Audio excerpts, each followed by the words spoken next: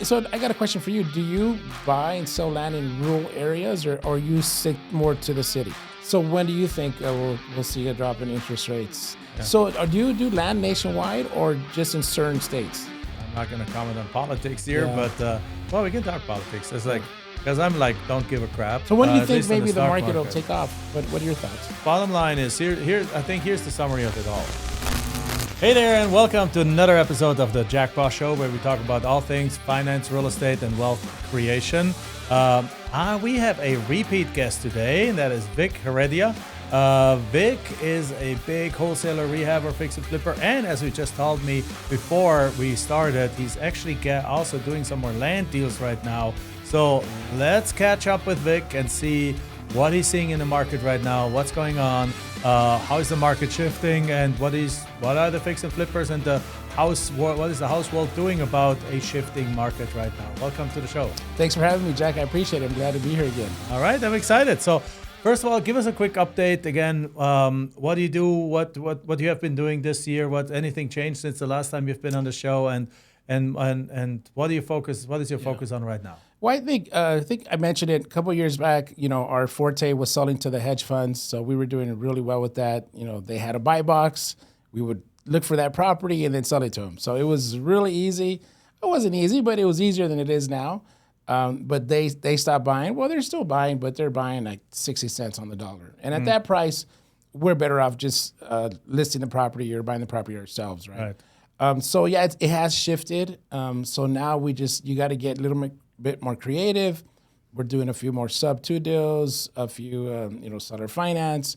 We're wholesaling more. We're also doing more flips, because if I got a property and I got someone that offers me 65 cents on the dollar for it, I'm kind of better off, just taking that down myself. So we take it by a case-by-case basis. We've also done some land deals as well. So it's, just more work, not as much money as when the hedge funds were buying. But we think with the interest rates that should drop, I think we'll see a change there. We'll see a shift. All right. So yeah, we're recording this like early July of 2024. So depending on when it releases, the interest rates might have dropped already. Yeah. Right? So we're only a few weeks behind the release schedule. So it might be if they're having an emergency meeting the Fed and drop the interest rates, then it might be released already. Might be dropped already by the time it's released. Otherwise, it'll most likely come up in September, right? Yeah. The release. So great. So let's talk about. So you used to sell to the hedge funds, which obviously for a while that was in the real estate industry, that was like the easy button that a lot of people used. Yeah. Like get the deals, be really good at acquisition, and just like boom, sell. Correct. Yeah. And I know dozens of people have done exactly that. So what are you finding today? I mean, the hedge funds are still buying, but the prices there are not making sense anymore. But what do you see has changed in the market right now? Well, the biggest thing is that there's a slowdown. Since the funds were really pushing the market, and a lot of rehab guys were buying to list, and also some guys were just reselling to funds as well. So I mean, it really impacted the entire market. Interest rates. Now they're at closer to 7%. It just really affected the market. So we got to get more creative, more aggressive. You got to buy cheaper. Got to look for new buyers. So it's been a challenge, but luckily we're still in business. There's a lot of guys that are out of business. We're still plugging along, and we've adapted new strategies. Like we started doing land, like kind of what you talked about, or you teach. We bought some land where we do a portion down and then sort of carry the rest, or do a note on the rest. So we just gone creative. You got to adapt, right? You have to adapt. Great. So let's, before we go into all these strategies, I want to go into all of them, but it's like slowdown. So talk to us about, you're in the Phoenix market mostly, right? Do you operate in any other markets? Well, we run Google Ads nationwide, and then we call and text in Arizona, Florida, North Carolina, California, a few other markets. We do most of our business is Arizona, Florida, and nationwide. All right. So, do you see prices drop already, or do you just basically see that it just takes a little longer to sell, and the buyers have a little bit more options, or did supply increase? Because I was actually, I have to admit, I was gone for 3 months. Yeah. I like 3 months, and the 3 months before, I was busy just planning for my trip away. And in the land market, not a whole lot has changed. Had changed at that time. There's some changes now that we'll talk to in a second, but not much had changed while I was gone, or before I was gone. So because land usually gets affected, but with a delay. Yeah. With a delay in time. We'll talk about that later too. So during that time, last time I looked at the house market was like last year. Mm-hmm. And in the housing market, what I heard last year is that prices were still up. Yeah. The supply was still down. And yes, interest rates were high, and we're no longer in a multiple bidding or a situation. A properly priced house would sell fairly fast, like in a normal kind of time frame. We're back to a normal market in a way. Yeah. Has that changed? Has it weakened from there? Yeah, the market is softer. There's still a housing shortage, that's actually helped, right? If it wasn't for that, I think it would have got really bad. So there's still a housing shortage, but yeah, properties are taking longer to sell. Buyers are pickier. It's more of a buyer's market. Which price range are you operating in? So we do properties all over. For example, we have a listing in Charlotte property we just sold for $535, but we were expecting to sell that closer to 600, 625. Okay. And it sold for $535. Part of it, we had it for too long. We hold it for too long. Bad contractor. You know how that goes sometimes. But yeah, we are seeing the shift. Prices are getting softer. It's a little bit of a declining market. It's not a crash. Some people are saying we're gonna come into one. But I also think if interest rates do drop, if the Fed drops them, it's going to help. It's going to help the real estate market. So there's still a bit of a housing shortage, but that might change. I got some friends that are very bearish on the market. They think that we'll get to 2008 again, which I don't think, but some people do. I don't think so either. I don't think so either. But ultimately, I think in 5 years the market's going to be very strong. So if you can make it now, you can make it in the future. I agree with that. Is there any specific, since you're operating almost all over the country, is there any markets that you see being softer than other markets? Which are the ones that you see that biggest declines right now? Well, I heard Austin is getting hit really hard, which we've only done one deal in Austin. I think Florida markets are strong. I think that's where there's the most deals right now. Arizona, it's still pretty good, but everything is selling at the right price. So you just have to price the property correctly. That's the key. As long as you're pricing There's no right, rapid decline. It's just a little softer, and you just need to be more careful with what you buy it and at what price. Just got to buy deeper. But I do know a lot of guys that have taken some very big hits. A couple guys. I know one guy, he told me he lost $180,000 on a flip, but he had a bad contractor, but still the market didn't help. I knew about a year ago, a couple guys took hits for $200,000 on flips. Friend of mine, I told one of my friends, I told him, this about this guy that lost $180,000 on a flip. He's like, Vic, we've lost a lot more than that on a lot of our flips. I was like, wow. So there's a lot of guys that are getting hurt right now. So we're starting to shy away from flips. But some guys, as you know, Zach Keeps, he's still strong in flips, right? You just got to buy them right and buy in the areas that you're very certain. He actually owns this house. Yeah, that's right. Yeah, our studio is in a 3-bedroom, 2-bath home, and this is actually owned by the gentleman that you just mentioned, who fixed it up in order to either sell it or rent it, and we're like, it's rented to us, and we kept it, and we rented it for 2 years, I believe, and we're about to move the office out to a different location, but obviously that's a good guy there. Yeah, so he's really smart, and he's an aggressive buyer, but he's smart. He knows what he's doing. So it's knowing how to buy the property at the right price. That's what it comes down to. Wonderful. Yes, and that's a good thing. And in any market, if you buy right, you're doing well, and that's obviously what we do in land too. But before we go into the land side, let's talk about some of the creative kind of things that you're doing. Are you seeing the sellers being more open to creative deals, or?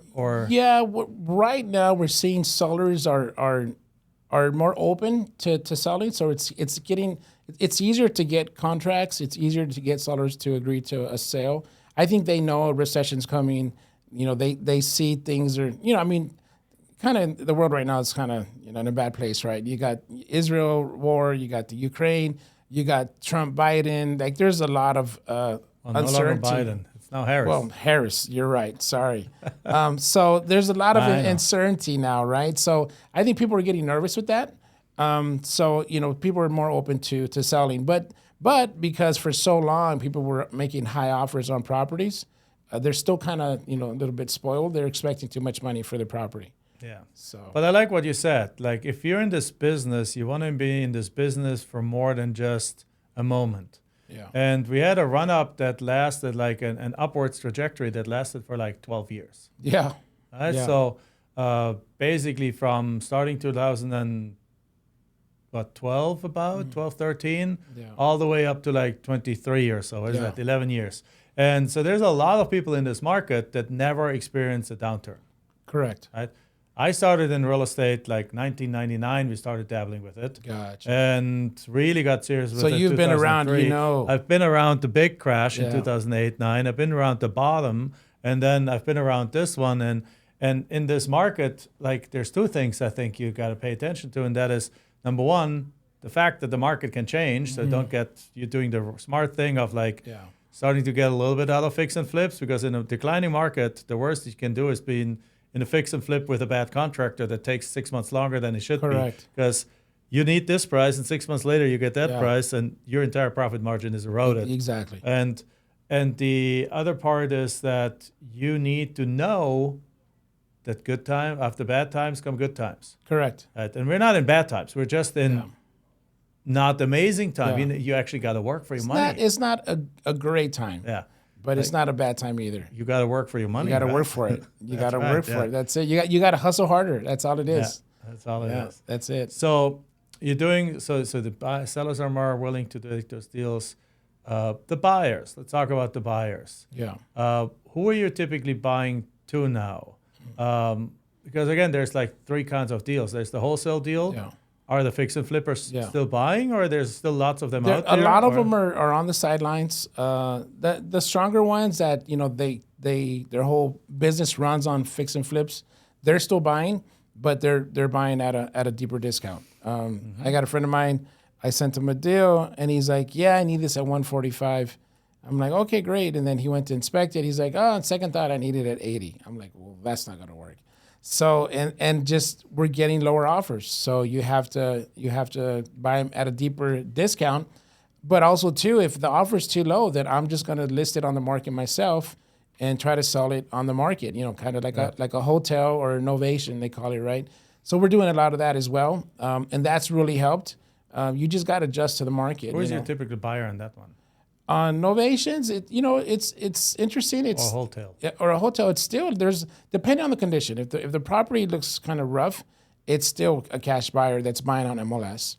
And if the property looks good, and it's an end user, it's a family that wants to move into the property. Right. Because FHA and those kind of guys, they require the property to have a certain certain standard. It has to look a certain way. Right. The roof needs to be good. The house needs to be painted interior. You can't have exposed drywall, stuff like that. Do you do some of these light things in order to make it more marketable? So we got a house in Mesa. We picked it up for $272, but we had to come up with $322 because the seller was upside down. We just listed it, and actually it's pending, I think, at $495. Oh, nice. Yeah, so it's a nice deal, and we only put like $15,000 into it. So it's a really good deal for us. So right now in this market, a deal like that is really good, right? Yeah, of course. So that was a good deal for us. But now that we got the Benzer, we got to make some repairs to it. But it's still going to be a really good deal for us. So if the house doesn't need a lot of work, I'll put some work into it. But if it needs a full remodel right now, I'm not doing it. I'd rather just sell it as is on the market. It's too risky to hold it for 4 months. If the market shifts again, it's too risky right now. So in my opinion, unless you're getting it dirt cheap, and that's different. Of course. Yeah. Then everything is different. Exactly. Yeah. That's always the thing. Yeah. Exactly. Good. So now let's talk about land. What are you doing in the land space right now? So land, we are going after land. We're looking to buy. I kind of go off of your role, like 40% of the value, right? Is kind of what I do, or at assessed value. But also too, we've noticed if there's not a lot of activity in the area, it's tough to sell. At least that's what we've seen. But for example, when my first deal on land, well, not my first deal, but one of my best deal, I bought an acre of land in PV for 1.6. We sold it for 1.7. That was a really good deal. It's a quick $100,000. Yeah, exactly. Only like what is that? Only like a 7% increase or over asking price, but that's not bad. That's not bad. That's not bad for a wholesale deal, right? But now I realize I could have sold that lot for 2.1 probably right now. But hey, it is what it is. But so that PV is Paradise Valley, Paradise which is Valley. basically the Beverly Hills of Phoenix in a way. Yeah. So it's all acre lots, and right now the minimum price an acre there sells for is like $2 million or more. Yeah, $2 million more. It's crazy. Just 2019, we looked at a lot there which we should have bought, which was for sale for quite a while for $1.4 million. Yeah. Gorgeous lot, hilltop, hillside, like that's a good price. Like with a road right there, the hill right there is like gently sloping with like unrestrictable views of the big sign of Arizona of Phoenix, which is Camelback Mountain, and they put like a beautiful home on there, which is probably that they made that probably into a 15 million property right now. I don't know if it's not for sale or if a family built it, but I would have built the exact same house on that same lot. I mean, I would have wanted to build the exact same house on that house, but we decided the effort of building it would have been our dream home, and would have been such a distraction at a time that since we're not in the fix and flip space, we don't have the crews, we don't have the things, and so we passed it by. But that lot right now would probably be a $4 million lot. Wow. Right now. Yeah, it's a lot of work and a lot of risk. Yeah. And like for that stuff, I wouldn't even bother doing a flip in that area either or a new build because it's out of our wheelhouse, right? Yeah, it's too risky. But that got me really curious into land, and we got more and more into it. And we're going after land, not as much now because it's a little harder to sell them, unless if it's an infill lot, it's still going to sell. Really so that's my question: is like where are you looking for land? So right now we're doing land, our focus is Arizona. Okay. Because we have a good amount of buyers in Arizona. Let's dive into Maricopa, that because Tucson. I don't see prior land particularly selling slower right now. I don't really see it much selling slower, except for certain kinds of land. So I want to get into a little bit of what kind of land you're looking for, where is it, what sizes, and we can give the audience a little bit more geographical information about that. Not just where it is, but just a little context to it. So. Typically, we're looking for 6,000 square foot lots and higher. Is that kind of what you go off of as well, or no? All of it, like gotcha. From that to 100 acres. Gotcha. Like anything. So, so 6,000 square foot lots in town. In town, yeah. Well, we target like a broad section, so all of Pima County, Yavapai, Coconino, Maricopa County. So we target everything. But if we see it's an area where there's no development for a couple miles, there's no activity, it's hard to get those sold, That's right? True. What are these properties worth? Oh, we don't look at values really. We look at 6,000 square feet and up in those counties, and then we just as the leads come in, we're like, okay, well, what's the area? What's I guess what I'm asking, like, which ones are you seeing that are selling slower? Oh, so if it's out in the middle of nowhere, okay. Clearly. Yes. What price range are those usually have? Oh, there's some lots in Eloy that we sold a lot for $10,000 that we got it for $5,000. Mm-hmm. So we made $5,000 on it. But there's a place a lot in Yuma that we got for I think 60 something. We sold it for $100 because it was like in near an RV park area, like individual RV parks. Mm-hmm. So that was a nice deal. That is a nice deal. Yeah, but like I said, there's some areas in Kingman or Eloy where, either they don't sell or you're getting offers at $10,000. We've gotten a lot of offers for lots in Eloy for $6,000. So the infill lots are the best one. Like if you're in the major city, you're in Tucson, you're in Sedona, you're in Maricopa County, and if it's an infill lot where there's houses in the area, of course those are the best ones by far. Yeah. So leading into this, you mentioned, Vic, that, hey, I might pick your brain a little bit on these lots. And what I hear you say is 100% correct. Like in this market today, and we actually, at the time that has been broadcast, we're probably just finishing up there. If not, make sure you still go to landprofitmaster.com and check it out, register for it. If it's still available, we'll get you the replays.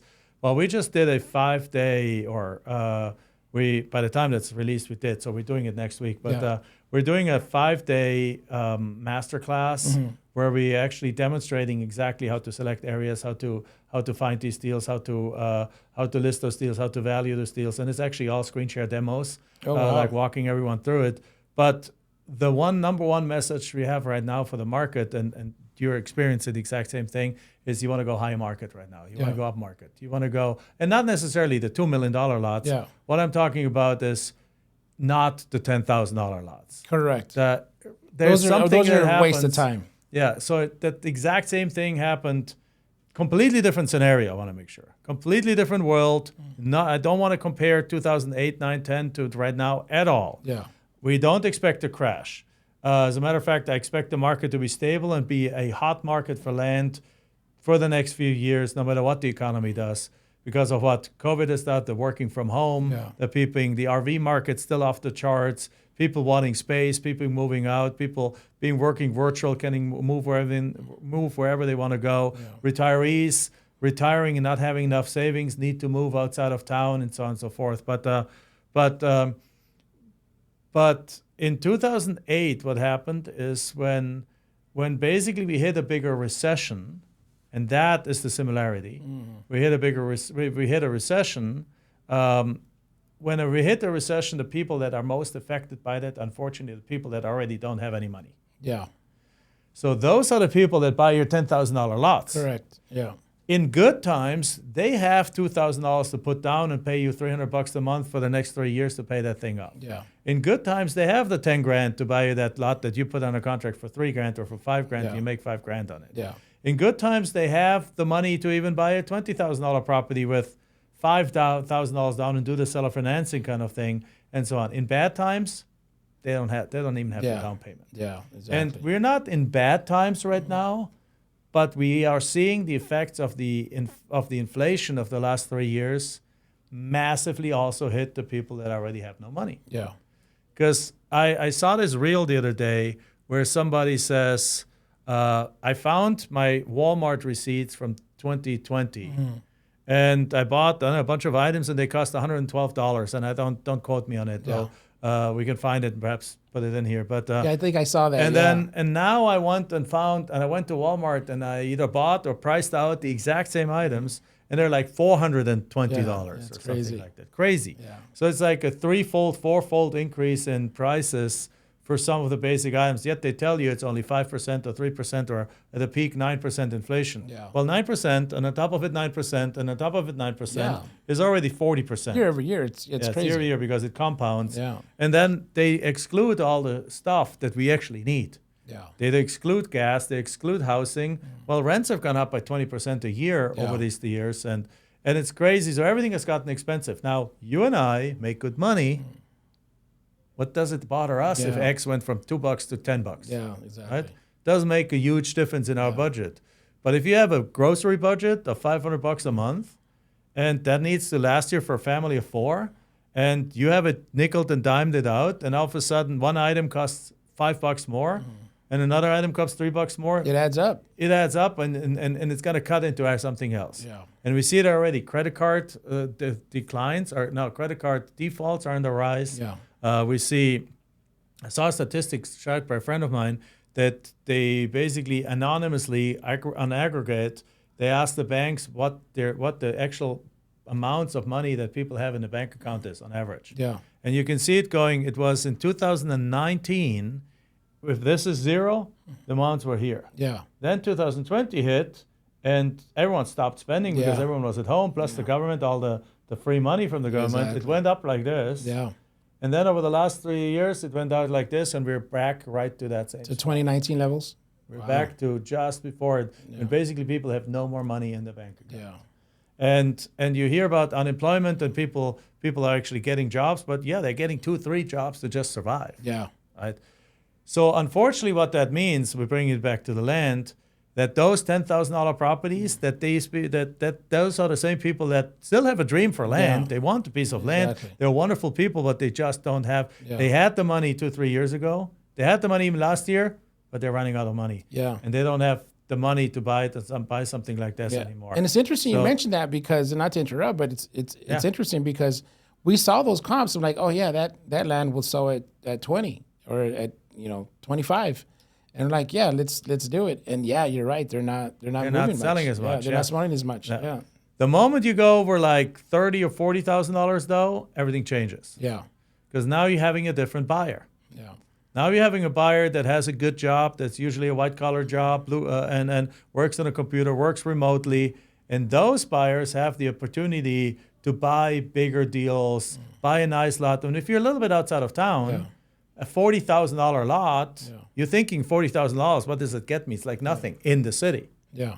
Outside of the city, we're talking about 3 acres now. Yeah. Right? We're talking about 5 acres. We're talking if you're 50 miles outside of town or 30 miles out of town, that's a nice piece of land that you can put a house on there that probably still has utilities running or very close by, put some solar panels on there, get the electricity hooked up, have a septic system or something, like build a beautiful house. And we went for dinner and have a nice life. Yeah. We went for dinner 2 days ago to Tommy Bahama, the restaurant. Oh, okay. Yeah. Up north, At Scottsdale, Killen, and we just like it up there. I mean, we're probably the youngest people in there, area. but it's we've been there for probably 15 years. Yeah. So one of the key head waitresses knows us there. Yeah. Like she's amazing. She's like the manager actually by now. She's been there 16 years, and when she sees us, gives us a big hug, sits down, and she tells us a story that her husband wants to move to Montana.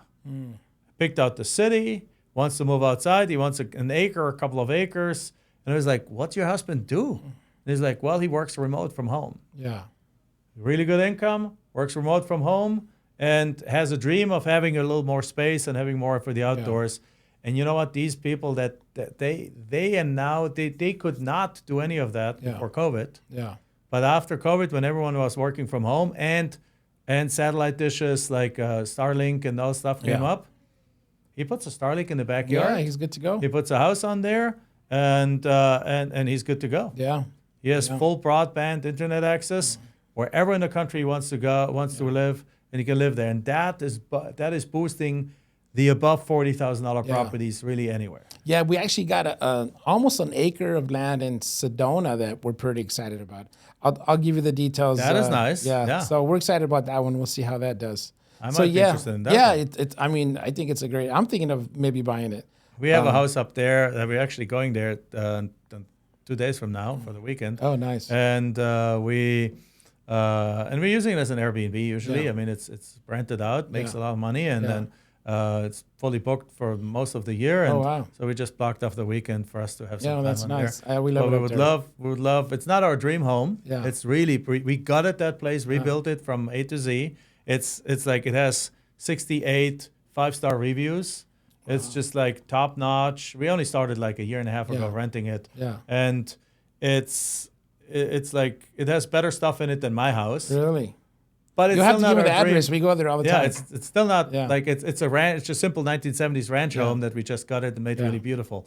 We want to buy something, build something. We'd probably build something more modern and so on. So that's why, if there's a piece of land, I might have to take a look at that. Yeah. We got in a contract barely 4 days ago. All right. Yeah. So well, I'll give that you is the an details. attractive area. Yeah, I mean, totally. obviously, Sedona, Arizona is great. But do you see that? And then infill lots.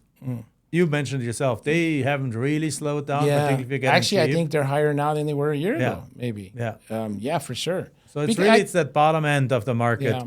And that happened 2009, 10, 11. Just the floor fell out of the bottom of the market. Yeah. But the mid and top layer of the market, cruise just do. Now, prices went down during the 8, 9, 10, 11 recession. But demand didn't go away. Yeah. You just bought them cheaper, sold them cheaper, made a little bit less per deal, but sold them very, very quickly. Yeah, for sure. Because I think the land in Paradise Valley that we sold for 1.7, I think that was like a year and a half ago. And now they're going for 2 million, 2.1 million. Yeah. So it's going up. Yeah, it's going up. Demand is there, and it's that bottom end. Now, the good news is that even that is temporary. Yeah. So the moment we are out of recession, the moment again that socioeconomic bottom part of the society that gets a breather, and gets jobs and gets and gets out of like that like strangling financial kind of situation, their dream of owning land hasn't gone away. Yeah. They're jumping right back on it, and so the moment we hit the next boom, these lots sell again. Yeah. So it might, depending on how somebody wants to do it, coming up right now might be a good time to actually buy a bunch of those. Property taxes are dirt cheap. Yeah. Buy them at like $1,000 a piece, hold them for 5 years, and then you go sell them very quickly again. Yeah. Well, we actually have got a few lots in Eloy also that we picked up for $1,000, $2,000. So those we're just going to buy and hold them. I think eventually they'll be worth $30,000. Yeah. In due time. So I got a question for you. Do you buy and sell land in rural areas, or you stick more to the city? We do a lot of rural stuff. Do you really? Yeah, we do really 3 properties. One is infill lots, one is around the city and in the path of growth, and the third one is rural land. And I would probably think at least half of our land is in rural areas. How far out from a major city? I'm just curious. 3 hours driving. Really? 3 hours driving. Oh, wow. But they have to be bigger. 6,000 square feet doesn't apply there. Yeah. In those areas, nobody wants a postage-sized property. Yeah. People want 10 acres plus in those areas. Oh, okay. So if you're rural, you want 10 acres plus. 10 acres plus. Oh, that's good to know. And then that land is actually on fire too right now. It sells very good because all the people it used to be that it was only interesting to like a doomsday prepper. Yeah. Or perhaps somebody who wanted to spend their weekend there. Well, again, same reason. Now with Starlink and things like that, you can spend a week there, 2 weeks there with a nice RV. So all these people, and when COVID hit, the RV market went on fire. Yeah, it's still on fire. It's still on fire, exactly. And all these people with their RVs, they want a place to go. Yeah. And they don't want to necessarily be in an RV park. They want to have their own 40 acres. Yeah, correct. And then they get with their 5 buddies that all have RVs. They bring all 5 RVs up there. They have a blast up there. And if your RV has enough water and stuff like that for a week, you hang out there for a week. You can still work on your laptop. I mean, you can still work. Now work people remotely. want the outdoors more than ever, right? Yeah, exactly right. And one more question. So they sell well right now. And the nice part is those people with the RVs, they have money. That's true. And they can pay for those things. Because the RV would cost what, like $150,000 plus? Plus. Yeah, they're exactly. not cheap. Yeah. So do you do land nationwide or just in certain states? I'm curious. We haven't even scratched the surface that you can scratch, but we have done deals in 100 different counties, 17 different states. Oh, wow. Gotcha. But we have our favorite states. I mean, favorite just because that's where we grew into. Yeah. And I know people that do like a ton of land in North Carolina. Never done a deal in North Carolina. It's a hot market. Yeah, that's a hot market. I know people that are doing tons and tons of deals in West Virginia. Really? Never done a deal in West Virginia. Interesting. Right? But we have done hundreds of deals in California, Arizona, Florida, Texas, other and a whole bunch of other states like that. So everyone over time develops their favorite kind of markets. Yeah. Just like you have done house deals all over the country, but your favorites is Arizona, you mentioned Florida, and perhaps a couple other states. Yeah, exactly. Yeah, so I'm excited. So organizational wise, was it a challenge to add land to it? Because we always say it's real estate, but it's a different process to kind of get the land, and it's a different process to sell the land, and it's a different process. With a house, if you're a wholesaler, you sell it to a rehabber, you sell it to your buyer's list. On land, you put it on different platforms, and over time you build a buyer's list, but still the dynamics of the sale are slightly different. On the lead gen side, it was a lot easier to get deals. Yeah. But it is also more work to sell them when you're not sure of the market. Like, it was new to us, right? Yeah. So we're just looking at everything, and we just see what it's worth on Zillow and assessor value and see if there's activity. Okay, let's see if it sells. So there was a learning curve. It was easier to get, but harder to sell. Yeah, and once you go a little bit higher market, like $40,000 plus, you'll also find that selling becomes way easier and faster, and particularly now you're actually also attractive to good realtors. Yeah. And so we sell more and more of our land with realtors. Yeah. And our students do that too, our coaches do that, because as you go a little bit, as you stop going after this bottom end of the market, which a realtor... Yeah. Which realtor is interested in selling something for $10,000 and making a $500 commission? Yeah, exactly. Right? Or if they are, they're usually not the best, most excited, most professional realtors Yeah. out there. It's just somebody that lives out there and that makes a few bucks.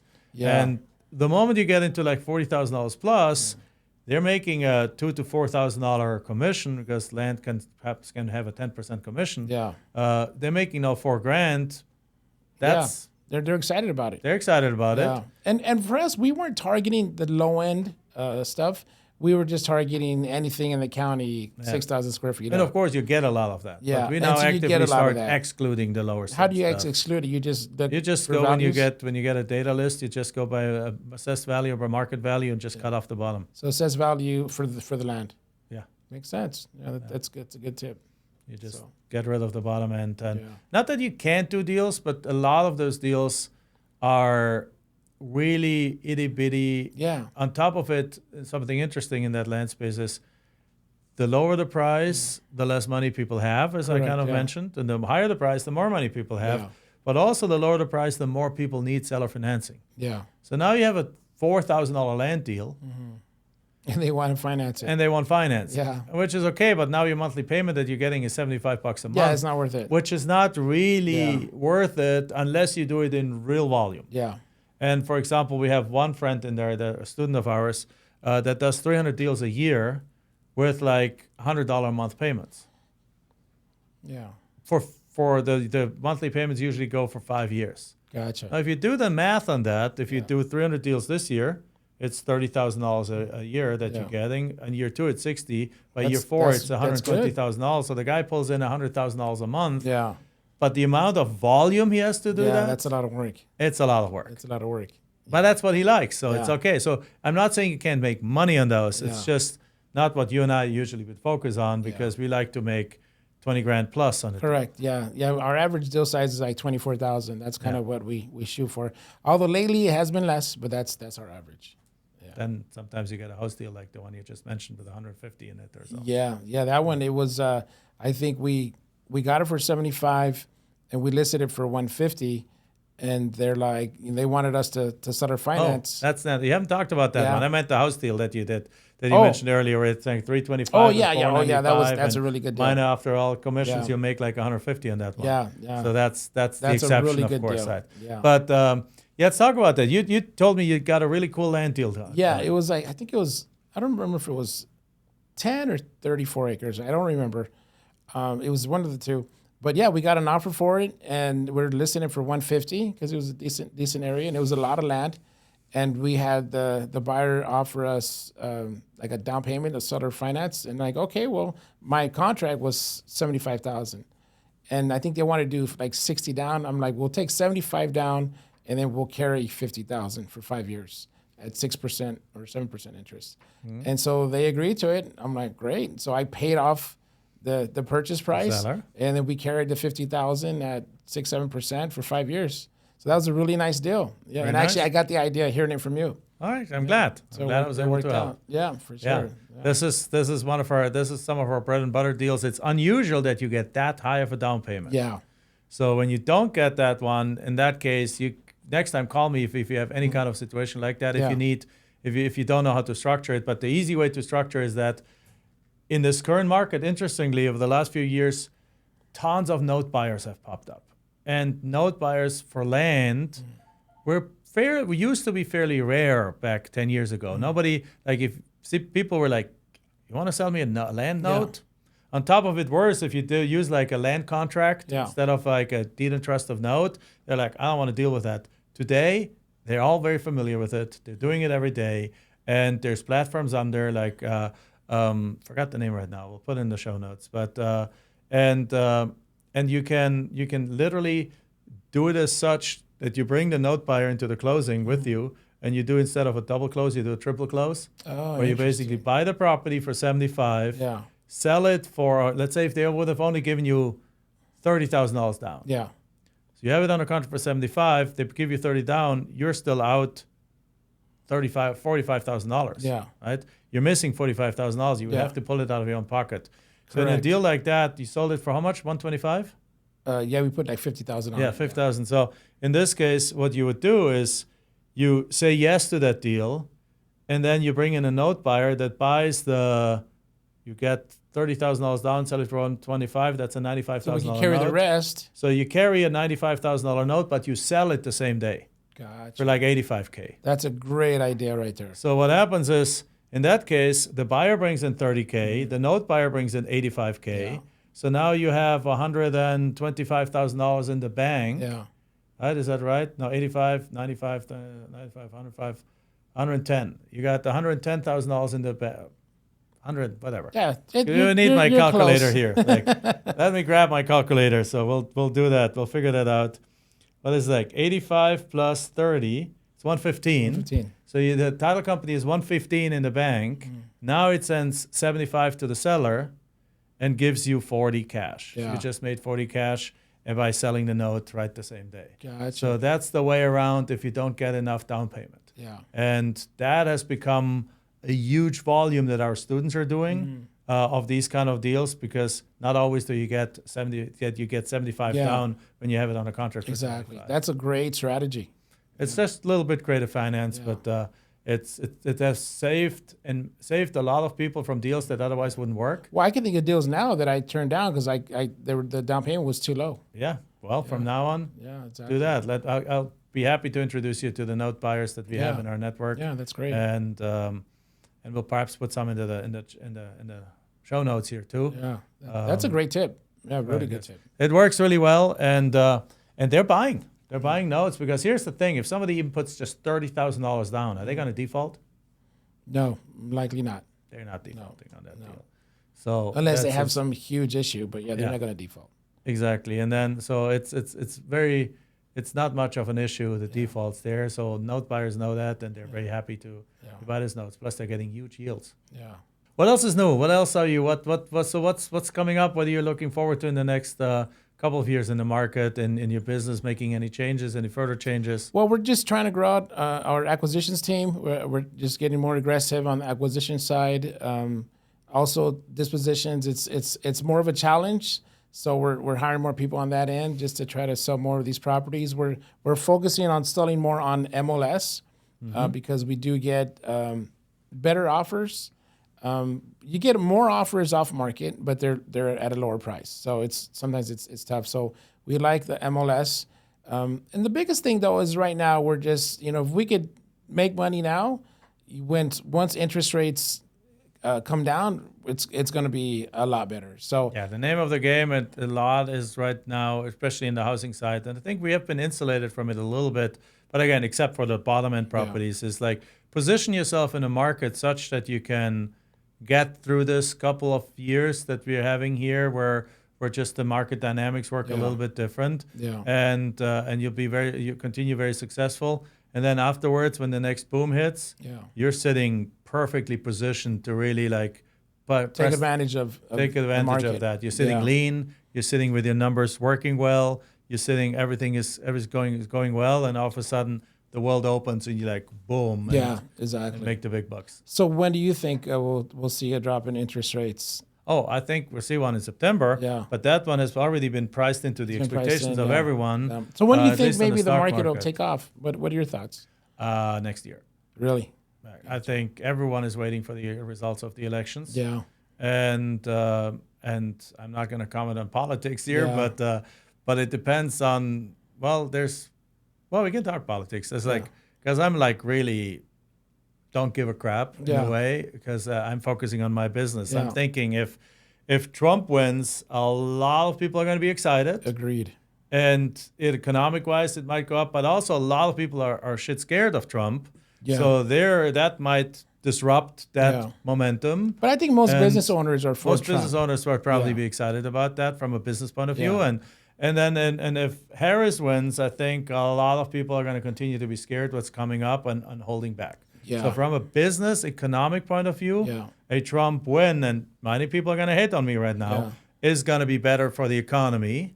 And then a Kamala win. Well, I think people, a lot of people dislike Trump's personality, but the reality is his policies are better for the economy. I mean, that's the reality. There's no doubt about that. I think that's that just the anyone way can it doubt is. it. It's just that he's like the wild Yeah. wildcat. You know, Yeah. never gonna know what he's gonna say or Yeah, do exactly. or thing. And I think that's what I mean. A lot of people are gonna be afraid Yeah. of that. So I'm not taking sides here. I'm just obviously as a business owner, I Well, want just I from a want the business economy to standpoint. grow. Yeah. Absolutely. And the main piece is nobody will make any kind of major investment decision, I think, before that is over. Yeah. And again, if it doesn't go Trump's way, then who knows what the claim's going to be and what disruption that's going to bring. So Yeah. I'm not counting on any big increase this year. I'm counting on it next year. Yeah. And but doesn't matter. Yeah. Because the land market, particularly, I mean, the bottom of the land market is slow right now, but everything else is on fire. Yeah. So I don't really pay any attention to it other than for personal curiosity. Yeah. Because we're doing deals and we're making money and our coaches make money and our students making money and all these deals. We're seeing some of the largest profits being brought into our into universe that we have seen in ever almost. And so I'm like, great. Like if the market slows down and thing, those people are still having their RVs. They still need their money, their land. They still have the money. Like I was kind of jokingly saying, like in the big recession when like we had like whatever, let's call it a 10% unemployment. I don't have the numbers in front of me. Yeah. That still means 90% of people have jobs. Yeah. Yeah. Like, Yeah, and sure. out of those, a lot of people have very high paying jobs and they want a freaking piece of land and they want to go out there or they want a house or they want to rehab, they want to they want to scale up and things like that. So I'm not worried at all. Yeah. For land. For land. Yeah. And for the house side, I agree with you that I don't see a crash. Yeah. There's a settlement, which kind of was overdue anyway. But it just means you buy cheaper, sell cheaper, Yeah. make No, I money, agree. perhaps buy some good rentals. Yeah. Because Yeah, here's one thing. Let's talk Yeah. about that. What happens in the market what do you think happens in the market if we hit the deeper recession and people lose their jobs and so on? What happens in the rental market? Yeah, well, the rental market would drop. But also, too, if we have a crash of any sorts, as the Fed lowers interest rates, more of these buy and hold guys are going to buy properties. For example, I have a friend of mine, he owns 1,200 homes, and he's like, hey, when the time is right, we're going to buy a portfolio together. I'm like, great. But it doesn't work right now because you can't cash flow those properties. I actually thought the same thing. And then I went in 2009, I went to a RIA meeting, the Arizona Real Estate Investor Association, and they talked about houses being at $60,000 and rents going up by 10%. Yeah. I was like, what's happening here? Well, what happens is that a lot of people's houses were foreclosed on, and they couldn't qualify to buy a new house, so they were pushed into the rental market. They're forced to rent. So Yeah, you have a point huge amounts there. of people in that 2009, 10, 11 period were pushed in the rental markets, and rental rates went through the roof during that time. Yeah. So buying rental properties in that market was the best thing you could have done, which we've done. But that's when we got into the rental market. Yeah. We had 0 houses up until 2009, and then we started buying dozens of houses, most of which we still own. Well, at 60,000, you can't lose. Well, right. But really even, good deal. at some point of time, whatever, it's a cash flow kind of analysis. Yeah. If interest rates go down, but at the same time, there's a foreclosure crisis, and you can buy houses at prices where the mortgages make sense and you have positive cash flow, you just go buy houses. buy houses. Yeah. And that's, so as a result, I think if there's a dip, it's going to be a very temporary Yeah, correct. dip. Yeah, it'll be temporary. Because again, the buy and hold ones, the institutional buyers are going to start buying again because numbers make sense again. Yeah. And I don't think rental rates will actually drop a whole lot. I think it'll be a small amount. It's not going to be substantial. If anything, they might continue to go up because more people get pushed into the rental market. Yeah. No, that's true. Yeah, that's true. We have a lot of people that have to rent. It definitely drive the market. Yeah, for sure. We'll find out. Bottom line is here's the summary of it all. Just know what you freaking do, right? Yeah. Which be an expert like you do. Yeah. Be able to adjust. That's how you started the thing. Like we used to do this, now we're doing this. Yeah. You got to be able to adjust in the market. We're adjusting. We're doing the same thing with there. We're just in price like. We're going into the higher price markets right now, or price levels right now, where the deals are just as good as they always have been. And with that, you're prepared for any kind of market condition because there's no such thing like a real estate market. There's only a real estate market you're not prepared for. Yeah, correct. That's true. Right? Speaking of which, we spoke to a guy today that has 59,000, almost a little over an acre in Paradise Valley. But we thought we couldn't help him because he's going into foreclosure. It's just a lot, but it's a $6 million loan on that lot. You think that can be it seems kind of high. Send me the details. But I mean, there are some lots. A friend of mine just built a $15 million home on a steep mountain lot in one of the in a gated community. Yeah, that's what you got me thinking. And one of just the last lots that overlooks it. His neighbor is the former CEO of Wells Fargo and things like that. So, and he sold it to like a billionaire family from India that basically has it one of their 17 homes. And it's absolutely fantastic. And it's like a $15 million home plus their furnishing not included, right? And they'll probably put a gazillion more in it. Exactly. And so is that lot worth $6 million today? Yeah, it is, right? So are there $6 million lots out there in that area? There are. So let's take a look at it. And I'll send it to you. It might also be, in this case, it might be a short sale situation. Yeah. Right? Well, he's in foreclosure. Exactly, where you go and instead negotiate that thing down to 4 and put it back on the market and get some of those guys that built $15 million home lots and sell it as a spec. Yeah, for sure. I'll send it to you. All right. Enjoying this. Yeah, no, totally. It's great to talk the real estate. That's what we do, right? So it's always fun to talk about it and learn new strategies and concepts. I'm gonna have to get your course also.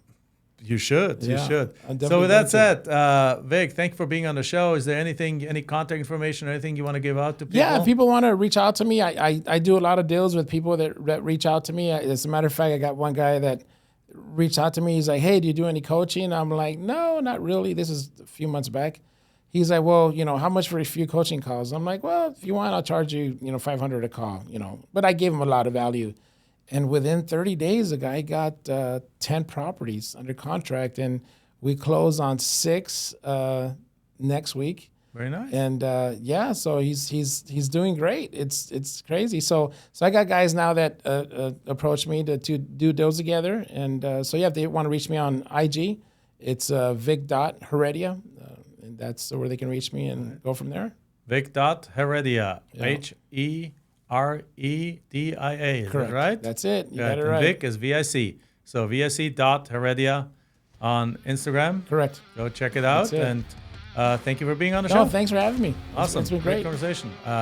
With that said, guys, thank you very much for another episode of the Jack Bosch Show. As always, give us that 5-star review. If you're listening to this on iTunes, if you're watching it on YouTube, hit that subscribe button, hit that notification button, hit that share button, share it with your friends. That's the only way we can grow our audience. Thank you very much.